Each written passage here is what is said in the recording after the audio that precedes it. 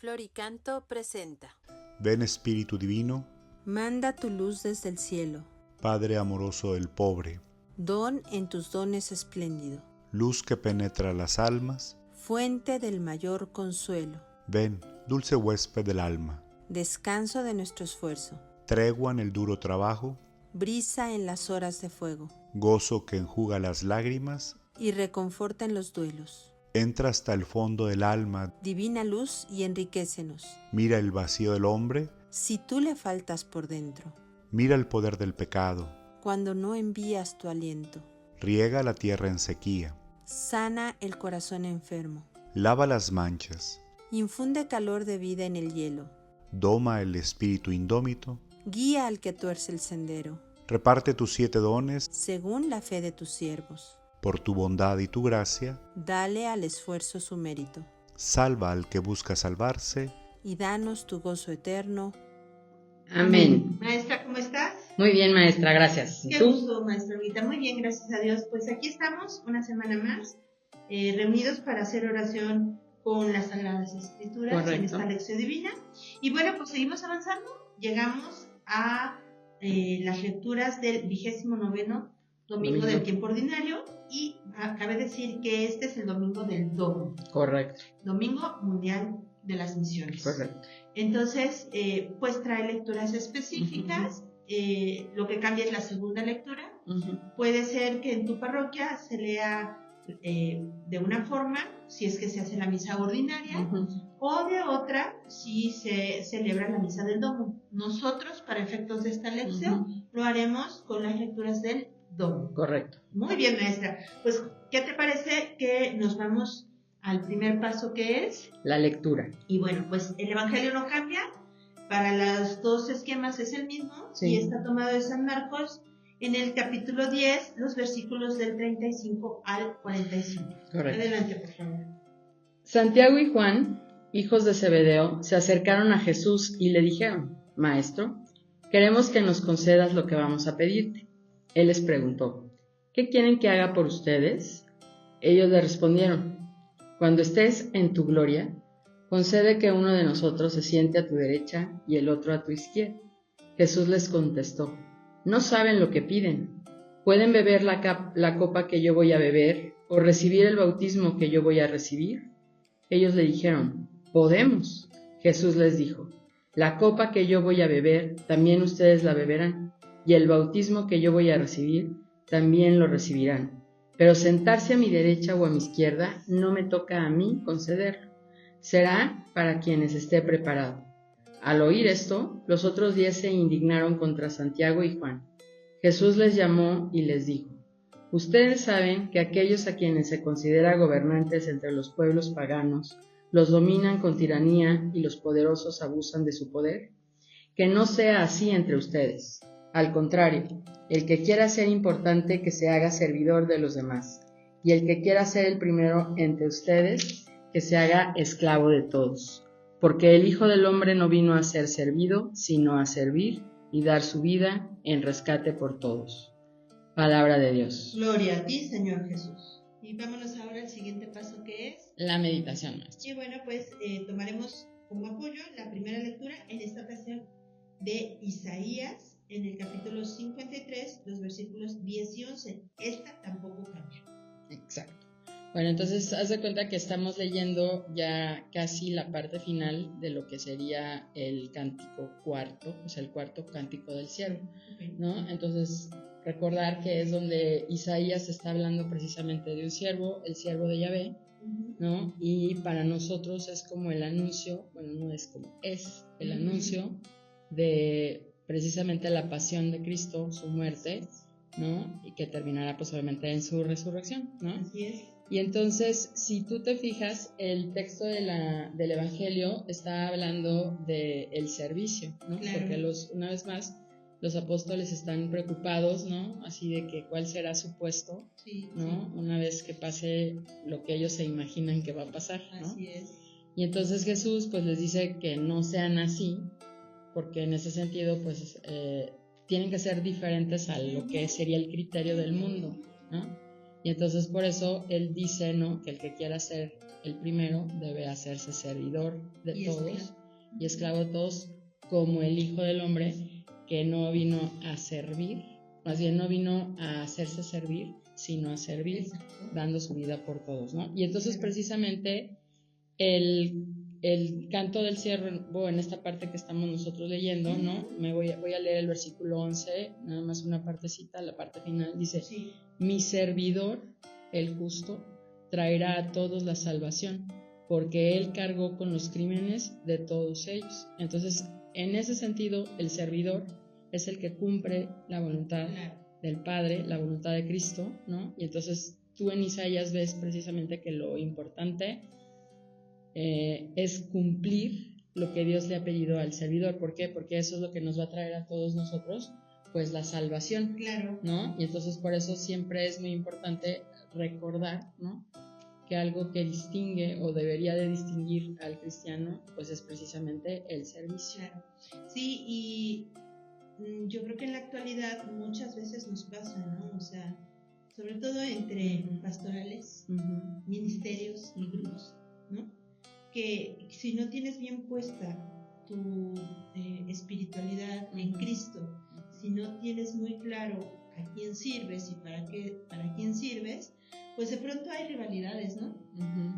De pronto dicen, de todos los grupos para matrimonios, fulano es mejor, mengano es el más fregón, ¿no? O es el que tiene más tiempo y por lo tanto pues es el que debe decidir, y etcétera, ¿no? Igual pasa con todas las pastorales, las catequistas de tal formato o de otro formato, y es que yo y tú y mira y etcétera, ¿no? Entonces de pronto como que entramos en ese afán de reconocimiento de decir yo soy mejor, ¿no? Entonces bueno, pues creo que verdaderamente nos toca pues tratar de servir, claro, ¿no? Y yo creo que podemos quedarnos meditando en qué tanto sirvo o me sirvo de lo que estoy haciendo, ¿no? Qué tanto le sirvo a Dios y qué tanto me sirvo yo para mis fines propios. Correcto. Maestra, pues ¿qué te parece que nos vamos al siguiente paso? Me parece muy bien. Entonces nosotros vemos que la primera parte de la lectura, haz de cuenta que Dios le dice o sea, no es bueno que el hombre que esté solo, le haré una ayuda adecuada, y lo primero que hace Dios es regalarle a los animales, claro, ¿no? Entonces la escena es muy bonita porque Adán les va a ir poniendo nombre, ¿no? Y entonces en ese sentido es una forma también de demostrar el señorío que tiene Adán ante esa creación, haz de cuenta, ¿no? El asunto está, haz de cuenta que de todas maneras el hombre, ¿no?, se sigue sintiendo solo, porque haz de cuenta, dice, ya para el versículo 20 dice, pero para él mismo no encontró una ayuda apropiada, ¿no? Y entonces es ahí cuando el Señor así como que lo ve, y entonces se le ocurre en ese sentido regalarle, yo siempre he creído eso, ¿no?, una mujer, ¿no? Y en el sentido del don de la mujer, ¿no?, al hombre.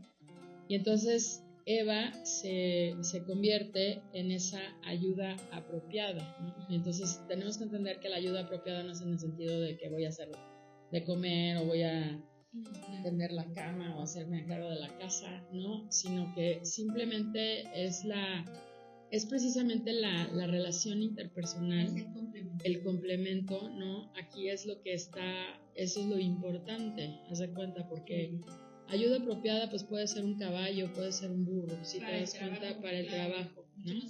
Mucho más apropiado.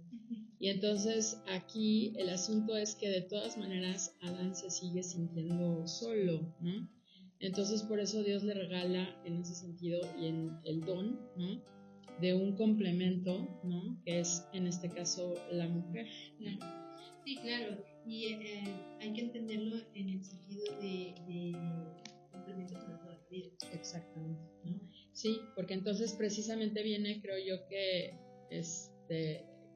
en la actualidad siento yo que es un tema como delicado, ¿no? Muy delicado. Y a lo mejor es más que delicado, es incómodo, ¿sí? Porque hace cuenta que incomoda, o sea, desde mi punto de vista, ¿no? Y bueno, considerando que yo soy soltera, ¿no?, entonces hace cuenta que yo siento que cuando uno, creo yo, que el testimonio de un buen matrimonio incomoda muchísimo. Claro. Incomoda Sí. muchísimo. ¿Sí me explico? Dímelo.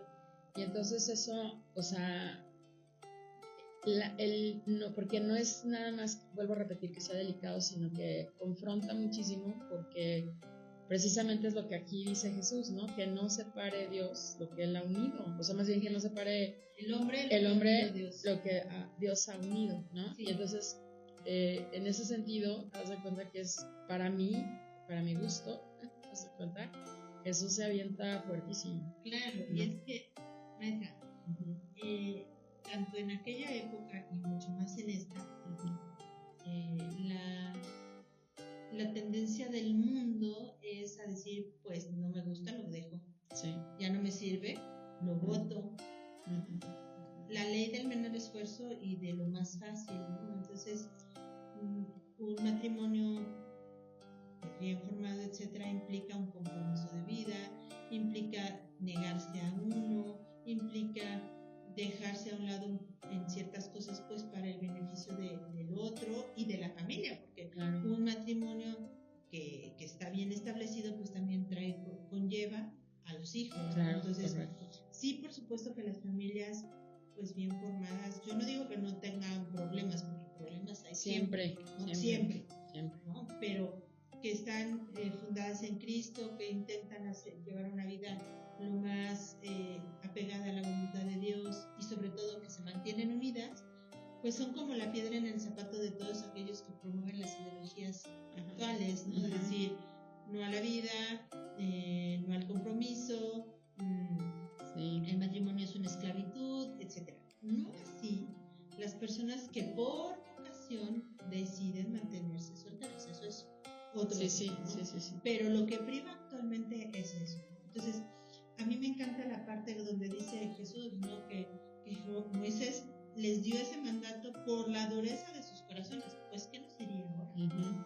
O sea, si Jesús viniera hoy, ¿cómo encontraría el corazón de muchos? ¿No? Ni siquiera duro, sino hecho piedra, ¿no? Y por el contrario, envenenado, porque tristemente el mundo, el demonio y la carne están atacando precisamente a la familia, ¿no? Entonces, es muy, a mí también me parece muy polémico y como dices, incómodo, ¿no? Cuando una familia, pues digamos que unida, no digamos bien formada, no digamos, o sea, una familia unida, en el modelo original, mamá, papá e hijos, ¿no? Entra a algunos ambientes, porque hasta críticas, ¿no? Sí. O sea, lo que antes era lo que debía ser, ahora es así como, ay, ¿qué te pasa? O sea, todavía están juntos. Qué raros, ¿no? Qué raros. Sí, o sea, imagínate. Sí, o sea, sí, bueno, yo lo veo muy en ese sentido, ¿no? Porque luego, por ejemplo, a mí, entre que me duele y me cuestiona mucho, es, por ejemplo, en el ambiente, sobre todo de los jóvenes, ¿no? Claro. O sea, yo veo ahora, ¿no? Que no, o sea, no se quieren casar, ¿no? No quieren tener hijos. Mejor perrijos, ¿no? Mejor perrijos, ¿no? Claro. En ese sentido. Y entonces sí creo yo que es Perdón, no tiene nada de malo tener perros, pero una cosa son perros y otra cosa son perrijos. Estoy de acuerdo. Me tocó ver el caso de que llevaban una carriola y la gente se quitaba el bebé, ¿no? Y entonces era en la carriola los perros y los hijos con correas así para que... O sea, invertidos los papeles. Sí, ¿no? Cuando eran bebés. Estoy de acuerdo. Y entonces sí creo yo que no... O sea, sí tenemos que ser conscientes de que está al revés ahorita todo, ¿no? Exacto. Y es, o sea, tenemos que... O sea, yo creo que tenemos un fuerte llamado ahí, todos también los solteros, porque yo creo que los solteros, o sea, en mi caso, ¿no? Pues venimos de una familia, ¿no? Claro. Haz de cuenta, ¿no? Y doy testimonio de eso, o sea, sí, ¿no? Entonces es como si creo yo que nos toca pensar esta semana, ¿no? En eso, en mi familia, en la familia y qué estoy haciendo con eso. Claro, porque fíjate, además, después, ya por ahí del versículo 13, pues, o sea, primero habla del esposo y la esposa, ¿no? Y después en el 13 en adelante habla de los niños, ¿no? Entonces, fíjate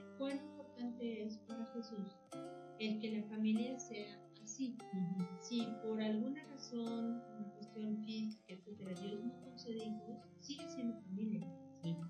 Pero lo natural es que el matrimonio después forme una gran familia, gran me refiero con hijos, ¿no? O sea, y el día que pues alguien se dé cuenta que no puede tener hijos, pues tendrá hijos espirituales, ¿no? Pero en la actualidad la dureza del corazón es tan grande que están promoviendo que ya no existe la familia. No se dan cuenta pues que van al cielo, porque si socavan la familia, entonces después ¿cómo se va a mantener la humanidad? Porque por más que haya vientres subrogados y fertilización in vitro, etcétera, pues no es lo natural. Entonces se va cortando. Tú mira Europa, te pagan por ir a tener hijos, no los suplantes. Sí. Sí. Entonces yo creo que tenemos esta semana como una oportunidad muy buena de seguir pensando qué tanta importancia le doy a la familia, a mi familia, ya sea mi esposo, esposa e hijos, o mis papás, hermanos, y qué tanto colaboro yo para que siga dando testimonio de la acción de Dios en mi vida. Correcto. Maestra, pues ¿qué te parece que nos vamos al siguiente paso? ¿Qué es? La oración. Y bueno, pues en esta ocasión vamos a tomar el Salmo 32, que dice así: muéstrate bondadoso con nosotros, Señor. Muéstrate bondadoso con nosotros, Señor. Sincera es la palabra del Señor, y todas sus acciones son leales. Él ama la justicia y el derecho, la tierra llena está de sus bondades. Cuida el Señor de aquellos que lo temen y en su bondad confían. Los salva de la muerte y en épocas de hambre les da vida. En el Señor está nuestra esperanza, pues Él es nuestra ayuda y nuestro amparo. Muéstrate bondadoso con nosotros, puesto que en ti, Señor, hemos confiado. Muéstrate bondadoso con nosotros, Señor. Pues le pido a Dios en este día que me permita amar el servicio a mis hermanos y sobre todo el servicio que le presto a mi señora mamá. Amén. Amén. Señor Jesús, gracias por permitirme servirte en mis hermanos y te pido que me ayudes a amar siempre el servir y que no busque más que darte gloria a ti, Señor, y que mis hermanos te vean a ti en mí. Amén. Amén. Vámonos ahora al siguiente paso, que es la contemplación. Y aquí sí, cuidado. Esta es la lectura que cambia. Nosotros tomaremos la segunda lectura, que es de la primera de Timoteo 2, 1 al 8. Esta es la que se realiza cuando tomas la misa del domingo. Correctísimo. Sí.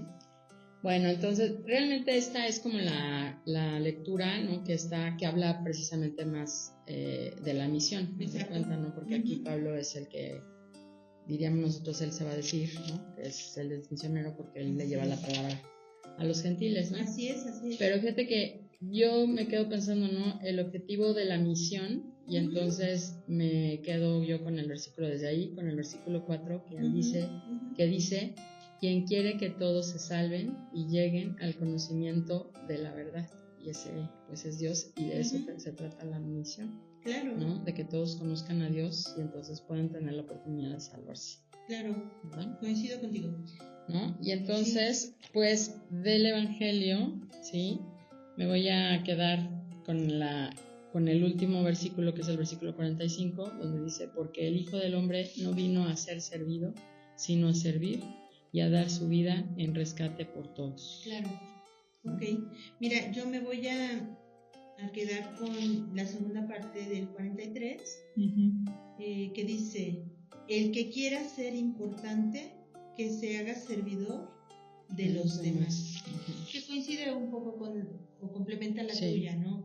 Para que no se nos olvide que venimos a servir, a ser instrumentos de Dios, y que lo que podamos realizar no es por nuestros méritos, sino por la gracia de Dios. Entonces, yo creo que desde ahí podemos contemplar, podemos seguir rumiando esto para que entre muy profundo en nuestro corazón. Y como humanos seguramente en algún momento lo olvidaremos, ¿no? Pero ojalá que esta lección nos ayude a tenerlo presente. Correcto. Somos servidores, y si queremos servir a Dios, debemos hacernos humildes y sencillos como Él. Sí. ¿No? Y maestra, esto tiene que llevarnos a acciones bien concretas. Sí, pues mira, yo siempre, ¿no?, he pensado en el sentido de que a mí no me toca pues ir así como a los lugares lejanos, ¿no? Sí. A predicar el evangelio, ¿no? Me toca siempre estar pues en otra trinchera en ese sentido. Claro. Y entonces como que lo que yo quiero hacer, ¿no?, es que realmente como que el servicio sea el sello de lo que hago, ¿no? Claro. Entonces como que quiero esta semana meditar, ¿no?, realmente o purificar la intención del corazón más bien, ¿no?, para que el servicio que yo presto a mi parroquia, a mis hermanos, sea realmente eso, un servicio. Claro, claro.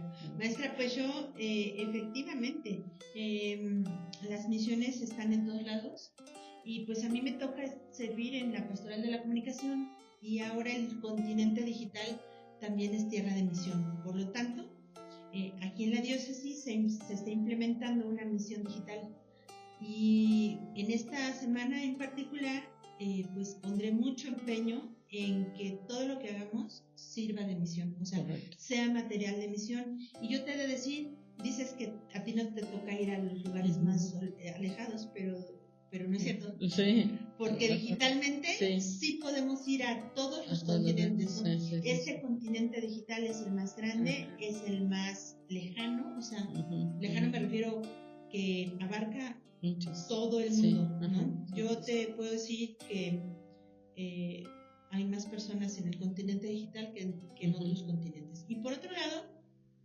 es ahí donde la gente que menos conoce a Dios está más, ¿no? Entonces, pues nos toca